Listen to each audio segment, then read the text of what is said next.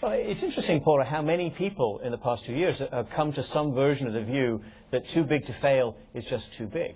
Increasingly, I hear this from investors. Increasingly, it's in the pages of the Wall Street Journal. Richard Fisher, head of the Dallas Fed, says it. Tom Hernig from the Kansas Fed, now at the FDIC. John Huntsman made an issue in his presidential campaign in the fall. There are also people on the left who are taking this view, that if you have these mega banks that confer very little value on the economy, on the rest of the private sector, on the non-financial private sector, they're able to take on huge risks. They can't be controlled by regulators, either because they capture the regulators or regulators are inherently unable to rein in that kind of risk. Why do we allow these structures to continue? We're taking a lot of risk with our fiscal accounts. That shock, the fiscal crisis shock, the impact on our budget, on our national debt, according to the Congressional Budget Office, will end up being 50% of GDP.